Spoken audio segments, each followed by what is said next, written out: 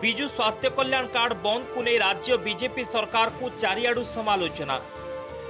स्वास्थ्य सेवा क्षेत्र में कार्य करुथिबा अनुष्ठान सह राजनैतिक दल उठाइले प्रश्न। अभियोग हेउछि पुणी डबल इंजिन सरकार राज्यर स्वास्थ्य सेवा को दुर्दिन को ठेली देउछि। बीएसकेवाई द्वारा साधारण लोके क्रिटिकल केयर सह अन्यान्य प्रमुख स्वास्थ्य सेवा पाउथिले। आयुष्मान योजना लागू पर चिकित्सा क्षेत्र में सृष्टि हेब अराजकता एभली आशंका करुछंती स्वास्थ्य विशेषज्ञ। बीएसकेवाई ट्रस्ट मोड रे चलीथिला। राज्य सरकार अर्थ देउथिले तेणु कौनसी इंश्योरेंस कंपनी संपृक्ति नथिला। किंतु आयुष्मान भारत इंश्योरेंस भित्तिक होइथिबारु बहु गरीब लोके घरोई हॉस्पिटल ले जटिल चिकित्सा सुविधारु वंचित हेबे। बीएसकेवाई योजना रे 70 वर्षरु ऊर्ध्व लोके भी सामिल थिले। एबे किंतु 70 वर्षरु ऊर्ध्व बयसर लोकंको पई अलगा योजना करा जाउछि। राज्य सरकार को एभली चक्रांत को जोरदार विरोध करिछि जनस्वास्थ्य अभियान। बीएसकेवाई रे परिवार पिछा गोटिए कार्ड मिलुथिला। सेही कार्ड धरी हॉस्पिटल ले पहुंचिले लोके सहजरे और सुविधारे चिकित्सा पाउथिले। आयुष्मान भारत रे किंतु परिवार रो सबु सदस्यों को मिलुछि कार्ड। एहा द्वारा अतिरिक्त 400 कोटी टंकार आर्थिक बोझ राज्य उपरे लदी दिया जाउछि।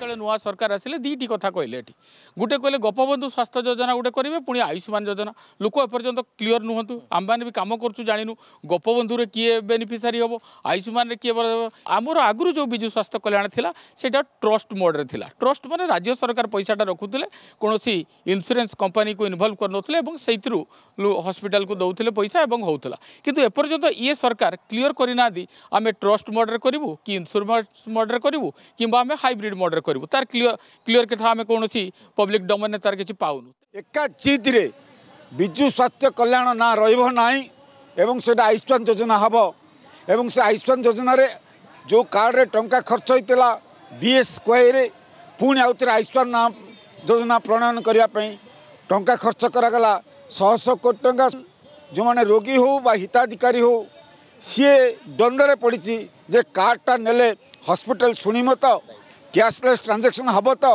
जो विश्वास बीएसकेवाई उपरे थिला से विश्वास से आस्था आयुष्मान भारत उपरे नाही। आज जो व्यवस्था है जो क्राइटेरिया सब फिक्स करी आपण मैंने समस्त जानते से साधारण लोक विश्वास करें जे से पैसा से पाइब बा ता चिकित्सा से पैसा लागू हम। विजु स्वास्थ्य योजना को एमाने जेकोसी योजना करके सही क्राइटेरिया जदि दबा व्यवस्था होता लोक विश्वास रही था।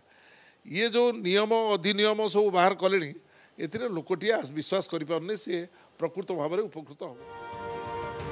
बीएसकेवाई रो ना बदलाइबा सह आयुष्मान भारत लागू करने को नहीं बर्षिछंती पूर्वतन स्वास्थ्य मंत्री अमरनाथ प्रधान। बीएसकेवाई कार्ड सह रोगीटीए गले घरोई डाक्तरखाना गुड़िक आग्रहर सह चिकित्सा करुथिले किंतु एबे आयुष्मान कार्ड प्रति घरोई हॉस्पिटल आग्रह देखाउ नाहंती।